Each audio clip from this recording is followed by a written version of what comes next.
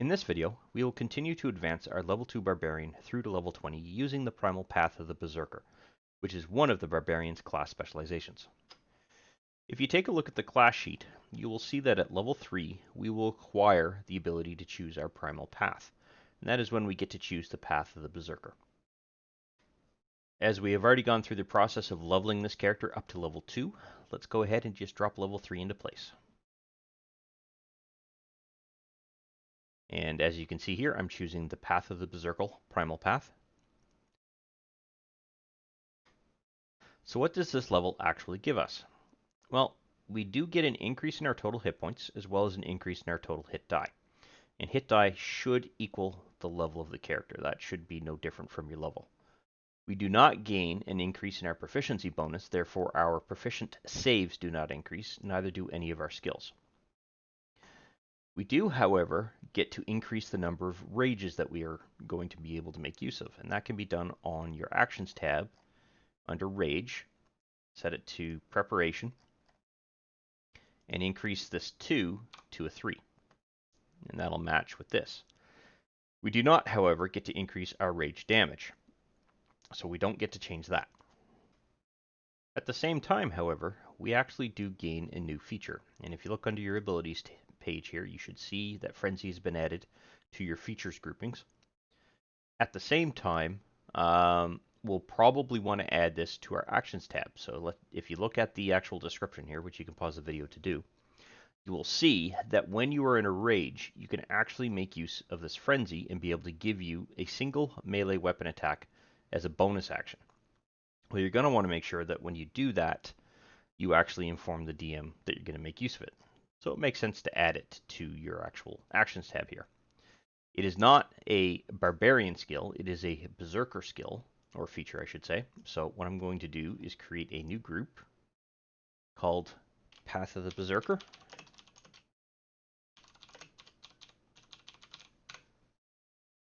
And as we can see, Frenzy is in here. Now, there's nothing in here that will actually give us an effect of any kind. So literally this is just going to be informational to the DM. And just for a point of clarification, what I mean is that yes, while there is an exhaustion effect that should come into play when rage expires, if you have frenzied, it's the dungeon master that's going to apply that, because there are different levels of exhaustion that come into play, and the DM's going to need to track that information. And with that, that's all of the changes we need to make for level 3. So let's go ahead and take a look at level 4. Level 4 is our ever-present ability score improvement. And if you've watched my previous videos, you will know more or less what I'm going to say next. So an ability score improvement essentially allows you to take 2 points and add it to one of these particular abilities that you have. So your strength, dexterity, constitution, intelligence, wisdom, or charisma. Second option is that you can take 2 ability scores and actually add 1 point to each of them. So you could add 1 point to your strength and 1 point to constitution to increase both of them to a 17 and an 18, and that is legitimate. The third option is only going to be available if a dungeon master is allowing feats in their campaign. A lot of dungeon masters will not do it because quite a few feel that feats are very overpowered. So don't be surprised if you're only going to be able to increase your ability scores. Feats, on the other hand, allow you to add different capabilities to your character based on the feature that you have chosen, or the feat that you have chosen. And what I will do is, this particular level, I will increase an ability score by 2 points. Next time we get an ability score increase, I'll increase 2 ability scores by 1 point. And then the third one, I will show you what application of a feat looks like. And we'll go from there. So with that in mind, I'm actually going to take the strength of this particular character and add 2 points to him, taking it to an 18 from a 16. Now you'll see that we now have an increase in our strength bonus, if you will, and any skill over here that relies on that bonus will also receive a subsequent increase. Same as our strength saving throw here. So you'll see here that they used to be 5 and 5. Well, now they are 6 and 5. And generally with that, you don't typically go through and do anything else unless you're a spellcaster. And in this case, the Barbarian, the Berserker path, is not a spellcasting path. So we don't gain an increase in our proficiency, though we do on 5th level. We do not gain any more rages, and we don't gain any more damage to our rage. And we do not gain any additional features. So we are done. And that sets us up for level 5. So with level 5, we've now gained our first proficiency bonus increase, and both our strength saving throw and our constitution saving throw have gone up by 1 point, and anything that is in our skill list here that we're proficient in will also have increased, which is a good thing. Our hit points have gone up, and our hit die, again, they're continuing to step in line, if you will, in relation to our level, which is good. We do not gain any rage increases or rage damage increases, but we do gain an extra attack feature and a fast movement feature. So if we take a look at our abilities, let's open up extra attack and fast movement. With fast movement, what we're going to see is an increase of our speed by 10 feet when not wearing heavy armor. Sadly, however, I don't think this is something that can be automated. At least I haven't seen it work yet. So what you have to do is you have to modify this value by yourself in order to be able to make the adjustment. And you do that by clicking the magnifying glass off of your main tab here. That's next to your armor class. And on this sub window that pops up, you'll see that your initiative, your speed, and your armor values can be adjusted. In theory, you can simply do a plus 10 to there, and you will see an increase here. That way you always know what your character's base speed is, and know why you're getting an increase, because you're gaining an increase due to a feature, in this case a miscellaneous reason. What will happen, though, is if you go through, oops, I'll just do this with the armor list here, and if you go through and you drop on heavy armor onto your character, so let's drop some splint armor. I don't know why a barbarian would wear splint armor, but yeah, we'll see what happens there. You may have noticed that stealth disadvantage automatically ticked on. That's because of the class of the armor. At the same time, however, our speed has not modified from our adjusted speed. You would need to clear that out, and simply by putting the 10 here makes it easy. You don't have to retype in any numbers. You just delete the value that's here and you're good to go. When you take that armor off, you can add the 10 back here, gain your speed back, and simply, where is it, splint? There it is. Unequip the armor, remove it, whatever it is that you've decided to do. And that will allow you to actually go through and adjust your speed. There's no other easy way to do this. So with that, just let me clean up here. Let's remove this guy. Not required. Close that window out. Now let's get to extra attack. So extra attack is an ability that you as a fighter class character, because that's technically what a barbarian really is at its base level, is a fighter. You gain the ability to actually make 2 attacks on your turn. That means that when you make your attack action, you get to attack twice at this particular level. You don't get to attack with a spell. It's literally a melee or ranged weapon that you get to do this with. Spells have their own rules. So even if you're casting a scroll, you don't get to do that twice. That still falls under spellcasting. So the gray area here is that some DMs bend that rule a little bit. And they really shouldn't, because it gives too big of an advantage to an advantage the character is already gaining. However, the question then becomes, what happens if you're making a bonus attack action? Well, the good news here is that as long as you are making a melee or ranged attack, you should still be able to get 2 attacks, because you are taking an attack action, even if it is a bonus action.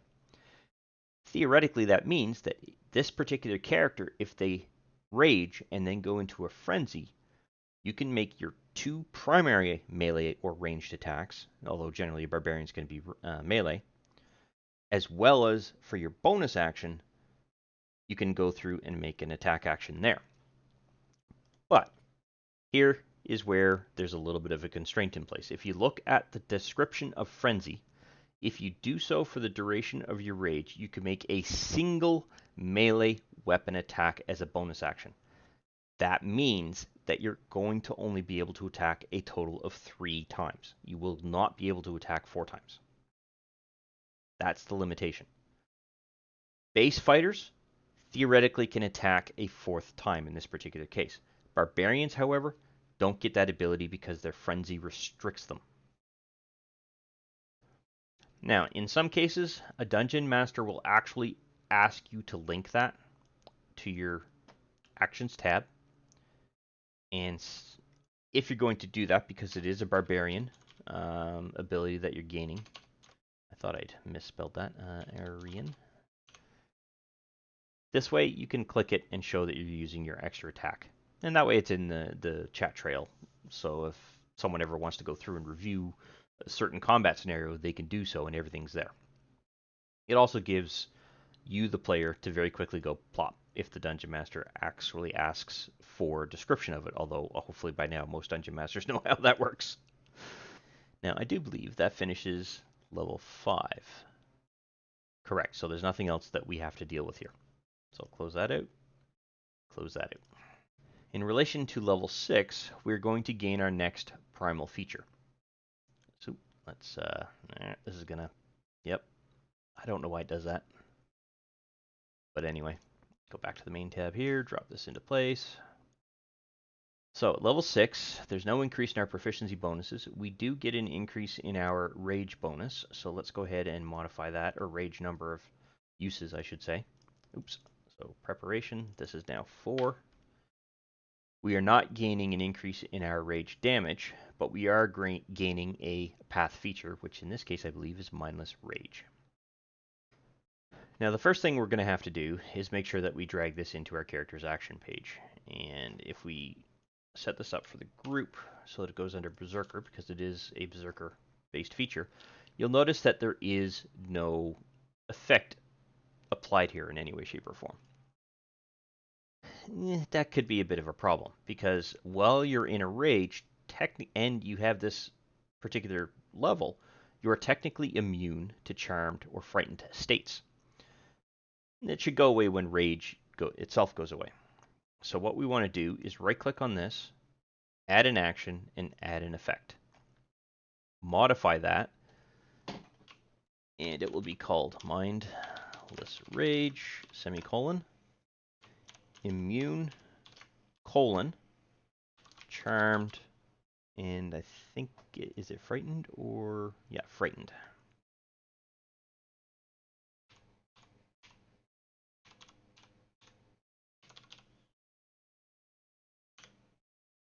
And it will be on yourself. Now,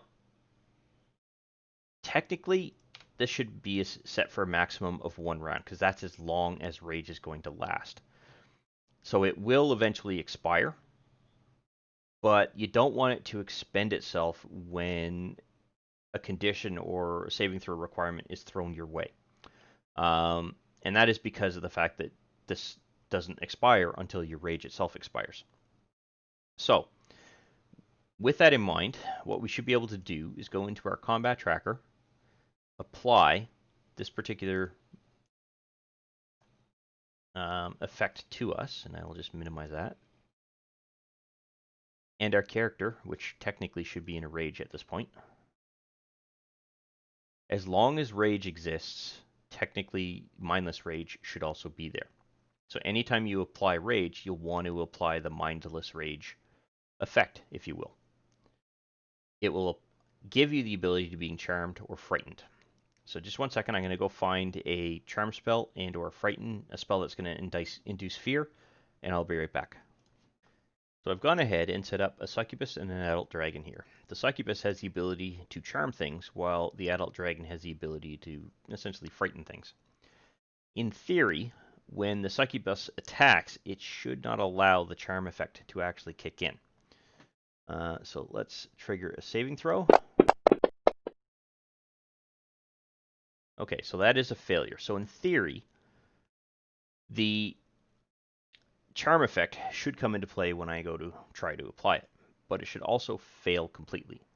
And in fact, on the Dungeon Master screen, I actually do seal effect charmed, target is immune on the Berserker. That means that this is working. So let's progress to the dragon. Because it has a frightful presence, it should trigger a saving throw once I target the Berserker. There we go. On that Berserker. Now, it's not immune or doesn't gain advantage to strength or any check on this, which is good. Now, it failed, which means when I try to apply the frightened effect, the target is immune.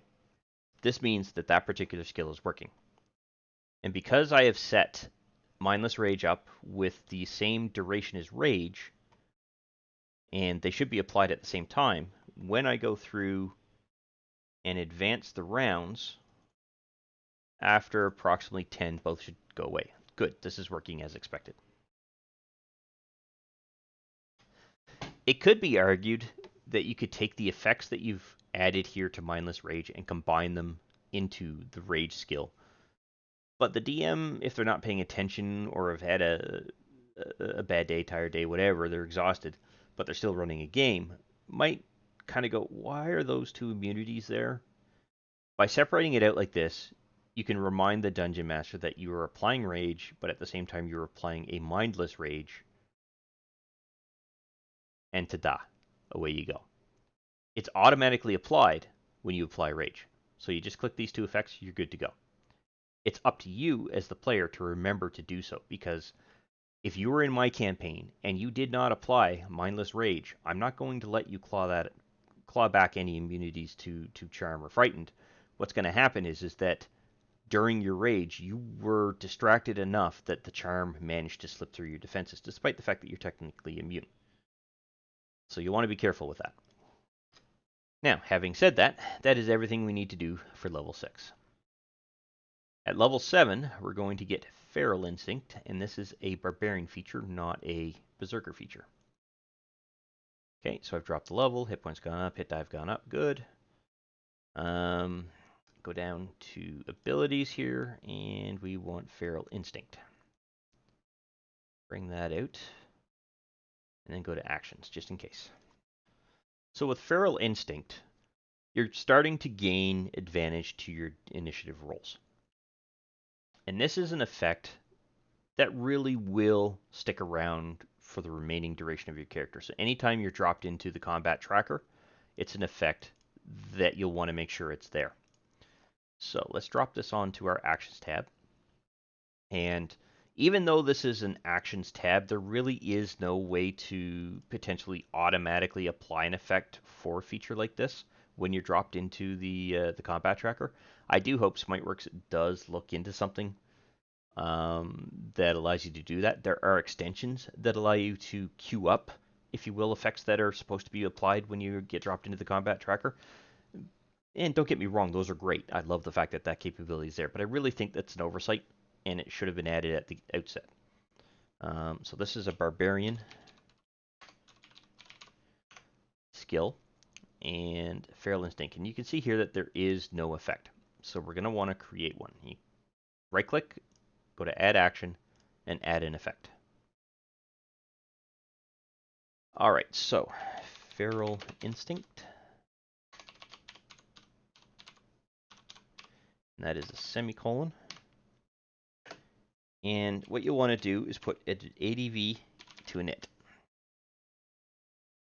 And you could theoretically put in the second part of this, but it's not actually going to do anything. It's really there to remind you that this can happen. So the other benefit, and this is on self, and it never expires.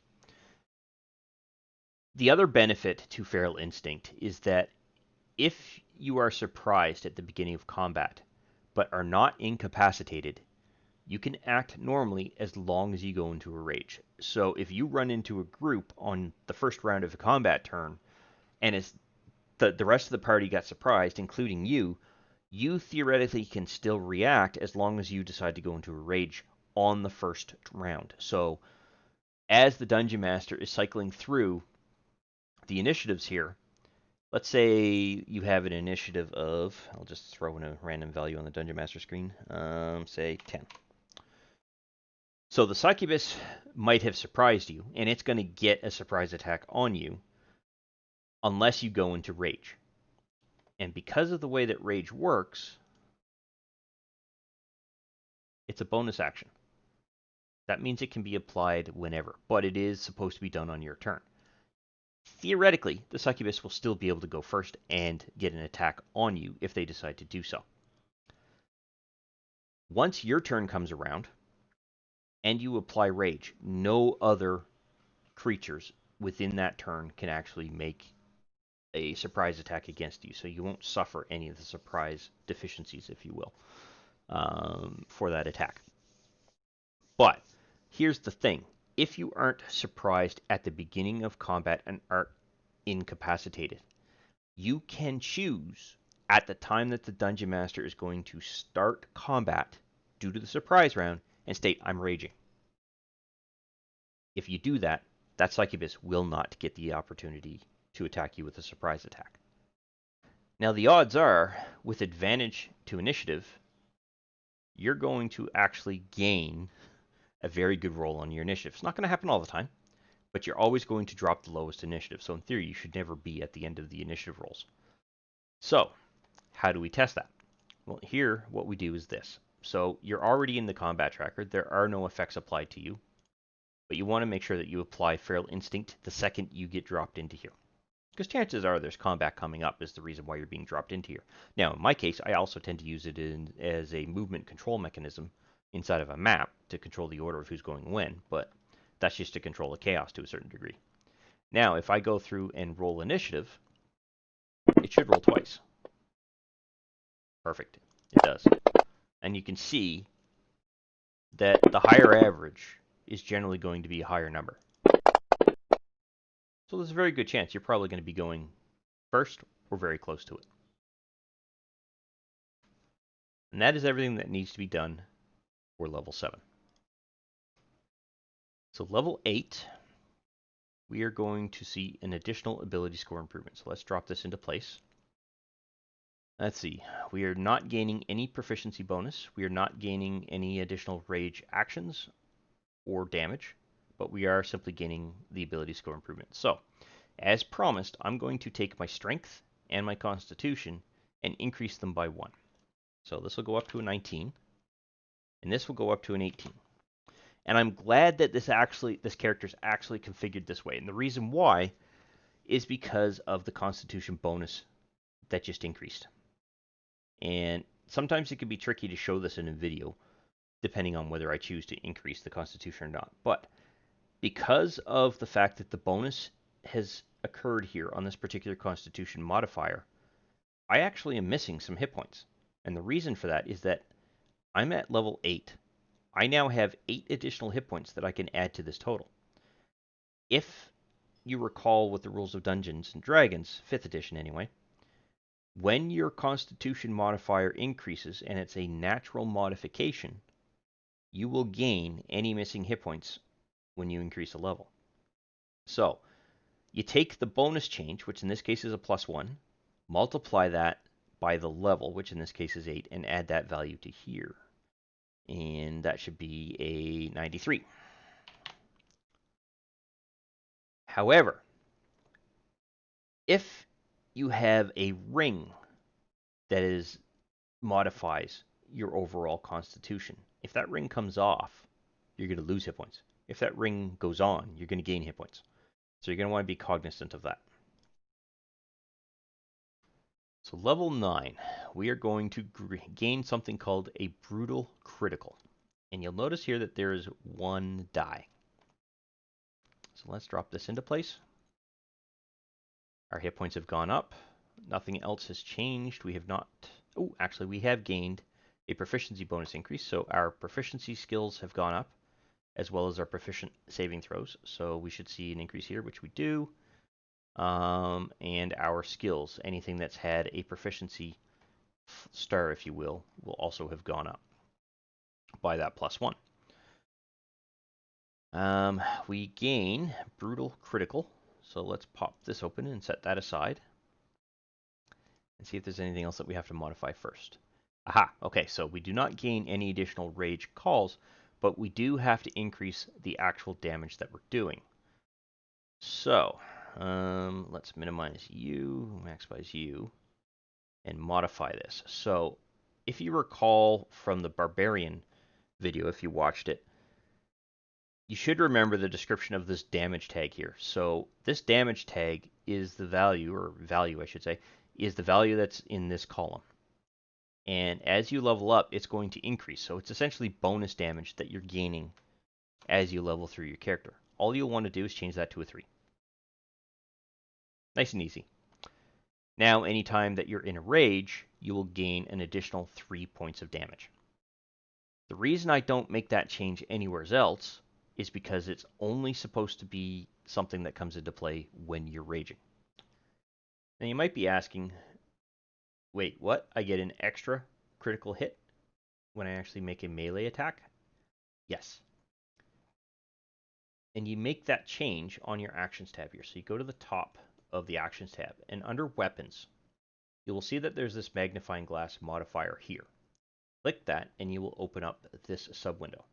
So for those of you who can sometimes gain the ability to do critical damage on an 18 or higher, this is where you would make that change. And it's based entirely on the weapon type. In this case, we're adding 1 extra critical die to the melee attack column. That means that we have to take this particular value here and increase it to a 1. Now, whenever we actually make a critical hit, i.e. when we roll a 20, instead of just 1 extra damage die being rolled, we will now have 2 damage die being rolled.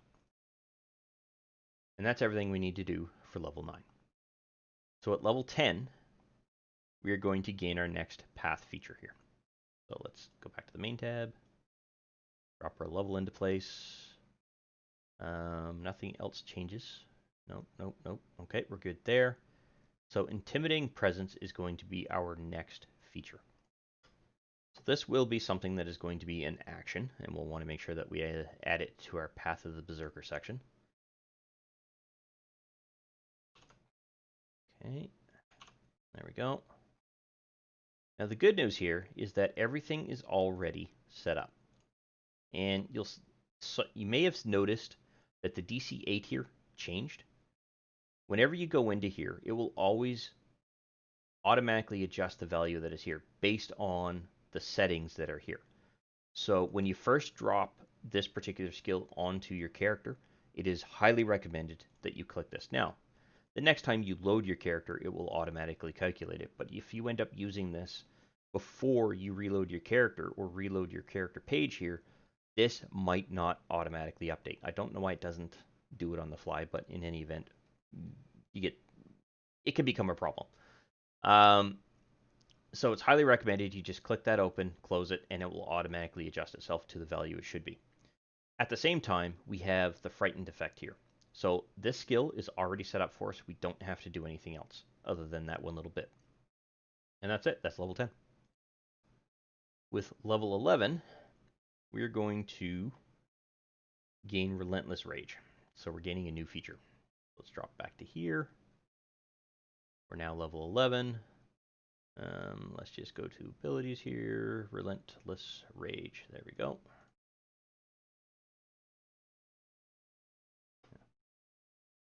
Relentless Rage gives you the ability to essentially try to stay in the fight if you get knocked down to 0 hit points. So let's say you have 10 hit points, you get hit for 11. You can make a Constitution saving throw to try to stay alive. And essentially by alive in this case, you won't get knocked unconscious. So what will happen is that you will drop to 1 hit point as opposed to negative 1 hit points in this particular case. Although technically you go down to 0 with 5th edition.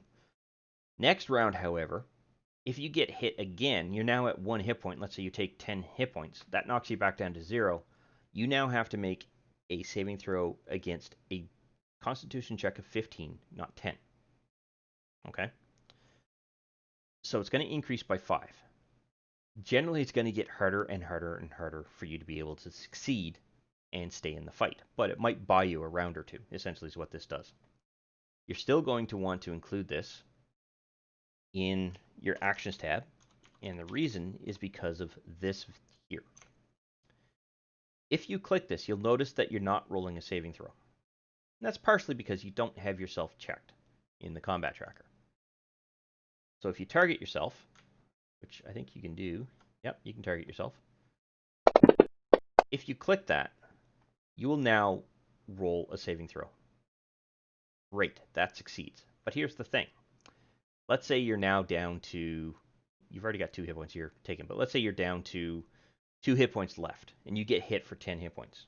And this is the second time that you've been hit, so someone healed you for a hit point in the last round kind of thing. You're now going to be making a saving throw against 15. So before you make this roll again, see if you make the save again, oops, sorry, I rolled twice, my apologies. You're still making a saving throw against a DC check of 10. That's invalid. You need to make this modification and increase this to a 15 for your next check. Now if you go through and save, it will do a comparison against 15. Still a success because I rolled a 21. But now I need to increase this to a 20. You see where this is going? Every time you use this save, you have to increase it. So my advice is actually, rather than go through and modify this, pre-stage something in place. So DC Con 10, add a new one, and this time, I believe it is a cast, yes. You're going to want to modify this. You want a Constitution check. It's going to be fixed, and you want this to be 15. Next, add another one. And again, it's a cast. Modify this, set this to Constitution. It's going to be fixed, and you want this to be 20. And you want to do that for as high as you think your character can roll. Right now, this character has the ability to roll essentially up to 28 is the value. So you, in this case, I'll want to make sure that I add a 25. Add action. Cast. I don't know why I keep reading that. Con. Fixed. 25. And the reason I'm not going any higher is right now, this character will not succeed on any roll that requires a 30 or higher. So there's no point. But this gives you, the player, the ability to simply go, okay, I'm making a saving throw against this. Oops, that's a failure. Oh well. You're unconscious. But let's say next round, next fight. There we go. So I succeeded in that one. Now I have to roll against the 15 for the next round. That's still a success. Okay, I'm still up. I'm still in the fight. You've now survived 2 additional rounds. Third round, I do it again. I'm now going against a 20. I am still in this fight. Holy crap. Now I'm going again. And I'm out of the picture. So you bought yourself 3 additional rounds in that particular combat. Now, here's the thing. That all might happen in one round. You might get hit once, knocked down to 0. Okay, that's the first attack that round. Second attack comes in, you make another Constitution saving throw. You're making it against this. You're not making it against this. It's for every single time you don't rest that you have to make this. When you finish a short or a long rest is when this gets reset to 10. So there isn't a way to toggle a use on an effect, which in a lot of ways hurts a little bit because you could easily set it up that, oh crap, I've used this. Oh crap, I've used this. Oh crap, I've used this. But what you can do is set up Relentless Rage multiple times and just do this. So that's your 10 check. It's a 1 rest. I'm going to delete these. I just deleted the whole thing. Yeah, I do that every now and then. Barbarian. Okay, there we go. That's only the 8th time I've added that skill back in there. So, just modify the name of this. DC 10. I don't know why I put a space there. Go to Preparation. Set for 1 rest. Next. Oops, sorry. Drag Relentless Rage in again. And again, this is Barbarian. But instead of this being for a DC of 10, update the description to say DC 15 and modify this to be 15. and set it up for one use as a rest. I'm not sure why that...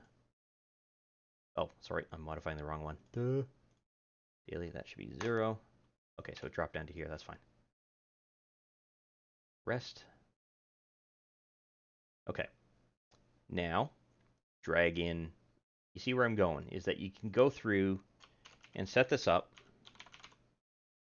so that you don't have to worry about unintentionally Relentless Rage. So this will be the DC 20 check. Modify it to be a DC of 20. And set up its uses. So I'm going to minimize this and this because they're already done. Set up its uses to be 1 and rest. Now, if I go through and use this, okay, so I'm making my saving throw. I succeeded. I now have to flag that it's used. Now the only option you have is DC 15, DC 20. It increases until you rest. So if you've gone through 6 combats in a particular day before you rest, and you already used your DC 10, your next check is going to be this, regardless of whether you even got healed up to max hit points again. Oh crap, I'm down to 0. Now I'm going to have to make another save. DC 15 check. That's still a success. You are still up. You still haven't rested. The only option you have left is DC 20. So let's add in DC 15. You see how this is working? Groups. It just simplifies the process so you can't unintentionally misuse this particular skill, which is easy to do. And set this up for 25. And there's no point going any higher, because as I've stated earlier, your character can't actually survive. It won't succeed on a DC 30 check. Now, as your proficiency bonus increases, you'll get 2 more points. It is potentially possible to save on a DC 30. So you might want to go through and set that up. And that's how that works. If you gain a Constitution modifier through a ring or through another piece of magical equipment, that's also going to increase your bonus as long as it increases it up past to the point where the next bonus ticks in. You will still be able to roll up to DC 30. That's when you want to go make sure that you go in and add it in. So this makes it just nice and convenient. Yes, you have multiple versions of Relentless Rage in here, but it goes through and ensures that you don't accidentally roll DC 10 and then the next fight roll DC 10 again. That's not how that works. It's you use this once, and until you've rested, you now have to have a DC 15 check. If you've used that until you've rested, it's now a DC 20, so on and so forth. And that is everything we need to do for level 11. All right, so set this up. Level 12. With level 12, we are gaining our 3rd ability score improvement, and as I said, I'll go through and see if I can't find a feature that makes sense for this particular character and drop them into place. We are also gaining an increase in our rage usage, so let's take care of that right now. We're already here, so we're now at 5 uses. We are not gaining any additional damage points just yet, so the only thing we really have to do is look for our feature. So I've highlighted what I think are several feats that would make sense for this particular character. Alert, Savage Attacker, Tough, Weapon Master, or Charger. And the reason why, as well as Resilient, I should say, and the reason why I've chosen these is they're really designed to keep your character alive. So Alert will give you an increase to your advantage, or sorry, your bonus, if you will, to your initiative roll, which means that you will almost guarantee you're going earlier in the initiative roll. You can't be surprised when you are conscious, so meaning that as long as you're not sleeping, you can't be surprised, which would complement the other skill, but it might also be seen as redundant. And other creatures don't gain advantage on attack rolls against you as a result of being unseen by you. So this could help essentially negate some advantage rolls that you could be hit with. Savage Attacker, once per turn when you roll damage for a melee weapon, you can re-roll that weapon's damage and use either total. So if you rolled really, really poorly on a particular damage roll, you could essentially re-roll, and maybe it's an increase in total damage dealt. So that's an option. Resilient gives you the ability to increase a particular ability score by 1, which could be your constitution, up to a maximum of 20. And you gain a proficiency in that particular ability. So for this particular character, oops, I could potentially look at doing that to the wisdom one because my wisdom check is really, really bad. And by gaining proficiency in that, I'm going to gain a +2 bonus, not a -2 penalty, if I go through and make that proficient. So that is something that I could look at doing. Charger is kind of an interesting one because you can gain up to a +5 bonus to the attack's damage roll as long as you ran up to 10 feet in a straight line before, as part of your before taking this bonus action. So you'd have to make sure that your movement was a run motion and that you kind of had this planned, but it could be useful. You could also choose to push a target up to 10 feet away from you. So if you're near a cliff, you can potentially charge them and push them, as long as your success or your push succeeds, I should say. Weapons Master, again, it gives you the ability to increase your strength or dexterity. Our dexterity is a little bit on the low side. You're still not bad, but any bonus that we can accumulate here will increase our armor class. That would be really nice. And you can gain proficiency in 4 additional weapons. So you can increase the repertoire of your weapons, if you will. And then finally, Tough would allow you to essentially increase your overall hit points. In this particular case, I think I'm going to go with Resilient or Alert. I'm going to close those out for now. Yeah, I will choose Resilience. So take note of the Wisdom. Okay, when I drop this feat into place, it's not going to do a thing. There isn't going to be any change to anything here. It's because I haven't told it what I'm going to do. It never prompted me which one I'm going to add it to, so on and so forth. So I'm going to increase this by 1. That'll bring that up to an 8, which brings me to a -1 penalty. At the same time, I'm now able to gain proficient saving throws rather, in Wisdom. That is awesome. And all you have to do is click that little star. And you're done. So that is level 12. At level 13, we are going to see our next proficiency bonus increase. We're also going to see brutal critical dice increase, which is nice. And we're not going to see any of these two increase. All right, so let's drop this into place. That's level 13. All right, so our proficiency bonus has gone up.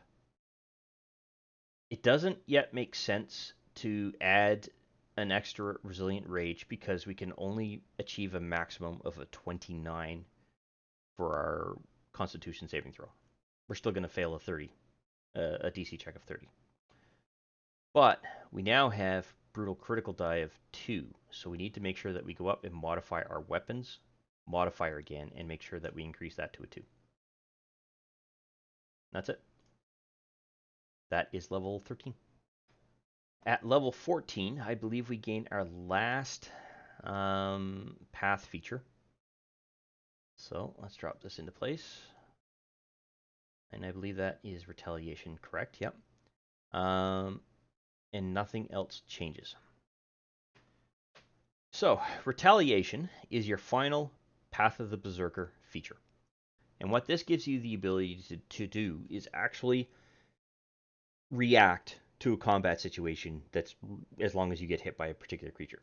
So starting at level 14, when you take damage from a creature that is within 5 feet of you, you can use your reaction, and I want you to focus on that word reaction, to make a melee weapon attack against that particular creature. And it's specifying a melee weapon attack. So any weapon that is classified as melee. Here's the thing. If you have already used your reaction within the round that you're in, you cannot retaliate. And I want that to be very clear. Reactions are a once per round thing. They can be at any point within a combat round, but they cannot be used more than once in that round. And just to confirm that it got added to our abilities, we're looking for Retaliation. Perfect. So it is there. Excellent. And that is everything that we need to do at level 14. So let's take a look at 15. So at 15, we're going to gain, and we can close this out because we won't need that anymore. At 15, we're going to gain Persistent Rage. We are not yet seeing an increase in any other value here, so it's just going to be a feature gain. Let's drop this into place. Go to our abilities, and it's Persistent Rage, so that is right there. Just pop this over here. With Persistent Rage, you're actually gaining an advantage in your rage condition. So if you look at the description of rage, your rage will last for 1 minute. That part doesn't change. What does change is it ends early if you are knocked unconscious or if your turn ends and you have neither attacked a hostile creature since your last turn nor taken damage since then. So the part that is changing is, just unlock that for a moment, is this part here. You will still lose rage if you are knocked unconscious. That part still kicks in. You will lose rage if you choose to end it. That part still kicks in. What no longer kicks in is if you are neither attacked or have taken damage. Sorry, let me rephrase this. You haven't attacked anything or you haven't taken any damage. So the disadvantage of rage has always been that if you didn't get into combat quick enough or you didn't suffer damage quick enough, your rage would automatically end and you would suffer whatever effects was going to happen, especially if you frenzied. You'd acquire exhaustion points. That kind of thing. So that is the change that actually occurs in this particular scenario. And that is all that you have to do. But what you should do is still link it to your actual character sheet here. Or your actions tab, I should say. Interesting that they're including an unconscious effect there. But anyway. Barbarian. So I'm going to minimize those because none of those are coming into play, and primarily everything that we're dealing with is under the Barbarian category here. So I'm not entirely certain why they have the unconscious effect here. It must trigger a drop in the rage, but I'm not entirely certain on that. In any event, that's all you have to do. There's nothing else you need to set up. This is for the point of losing rage. That was always a part of the role-playing aspect of it. If you didn't take damage or if you didn't attack anything, you yourself had to track that. Now you don't have to. You only have to worry about whether you get knocked out or if you choose to end it, or the round is over. The 10 rounds are over. That's it. That is level 15. So at level 16, we gain our second to last ability score improvement. We also gain an increase in our rage damage. And that is it. Okay, so let's drop this into place. Now in this case, I'm going to take advantage of the 2-point rule and increase my strength up to 20 and bring my wisdom up to 9. And I'm essentially just trying to push this wisdom bonus, saving throw if you will, higher than where it is, simply because there's a disadvantage right now that this character suffers due to their wisdom. I want to make sure that I mitigate that to a certain degree. It just makes this character stronger overall. Everything else has either no penalty or a bonus to it, so great. Now, we also have to increase our actual rage damage. So let's expand out rage, modify that, and simply increase the damage from a 3 to a 4. And that's all we have to do. That is level 16. With level 17, we're going to gain our final proficiency bonus point increase, as well as essentially our final point modifier, if you will, when it comes to the number of rages that you can have. And we'll get to this one. But there won't be any increase in any further rage damage. So we've maxed that out at this particular point. So the first thing we need to do is we're going to modify this. So let's go back to rage and set up the number of rages that we have. So it's now 6. So we can now rage 6 times per day. I thought it was per rest. Is it per day? Yeah, long rest. So it is per day. That's fine. Not an overly big disadvantage there or not. But there is something else that we want to look at. We also need to look at our critical dice. We're now at 3, so let's modify that and set that up as, oops, not 4, 3. That would be the case of fat fingering 2 keys at once. But we now have a chance to potentially reach our, interesting. Our proficiency bonus has not increased. Ah, I haven't dropped level 17 into place. Duh. I hate it when I do that. But anyway, we can now potentially make a save on a DC check of 30 when it comes to our Relentless Rage. So I'm going to pop this open, drop this into place.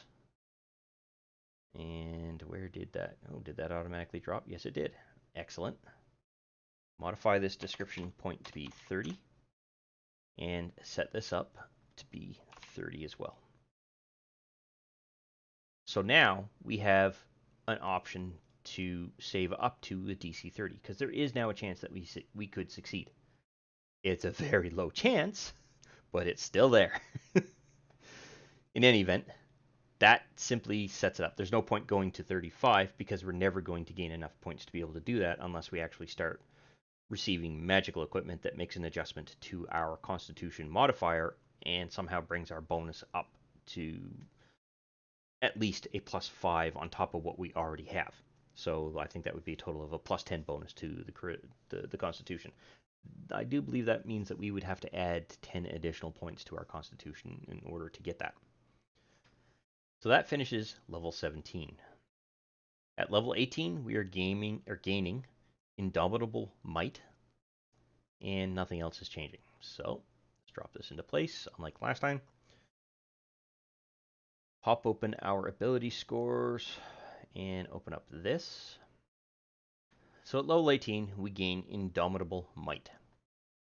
Essentially what this gives you the ability to do is that if you roll a strength check, and that strength check is below what your actual strength currently is, you simply take your strength value and use that. So in this case, it would be a 20, which means you're pretty much guaranteed to succeed on anything up to a 20 for a required strength check.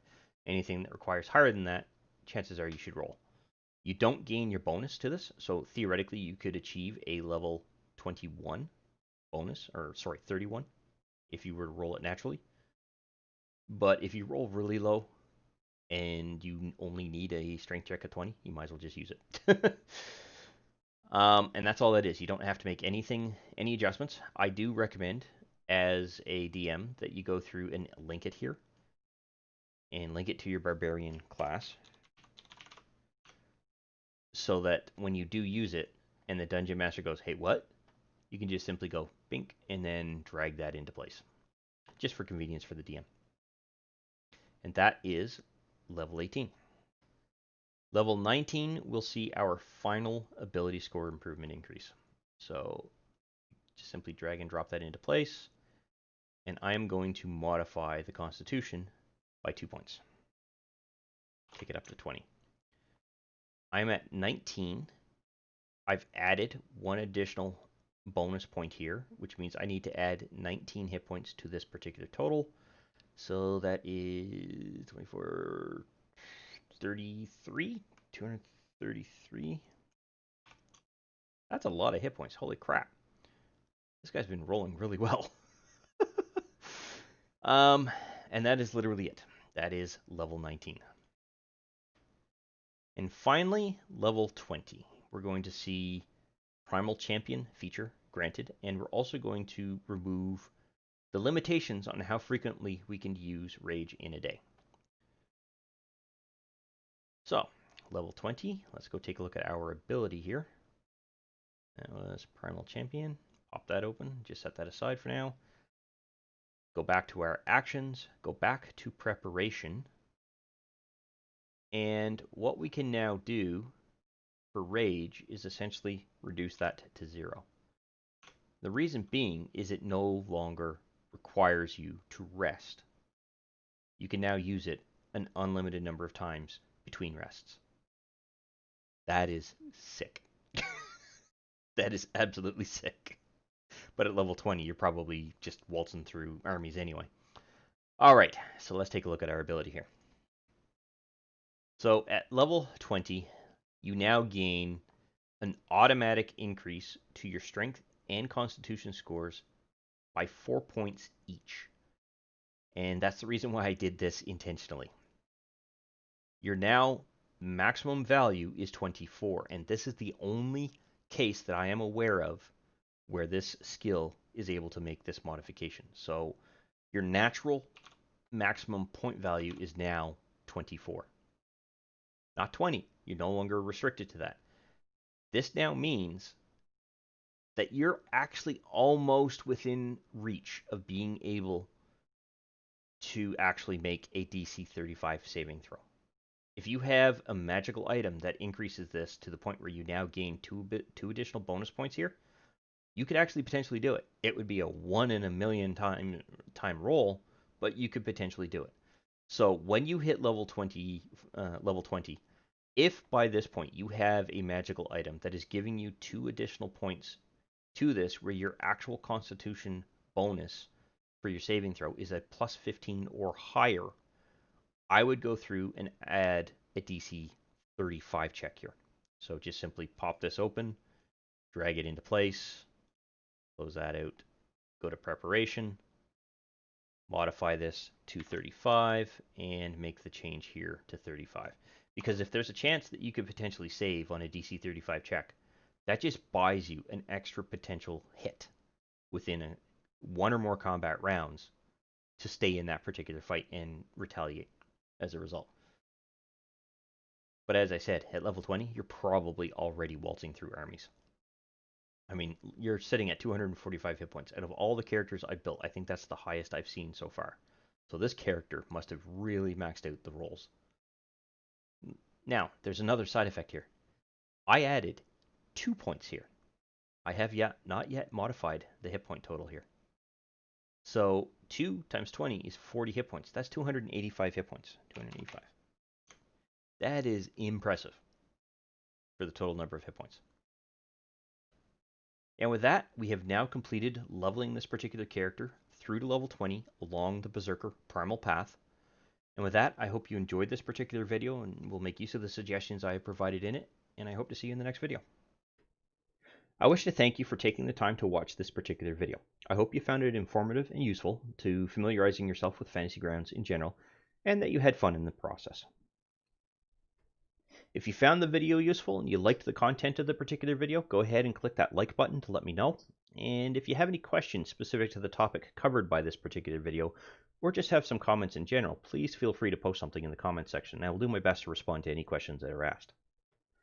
Additionally, I do release content quite regularly, and it's generally specific to Fantasy Grounds or 5th edition Dungeons & Dragons at this time. So if you'd like to be notified when new videos come out, go ahead and subscribe and click the notification bell to ensure that notification is sent to you when I release a new video.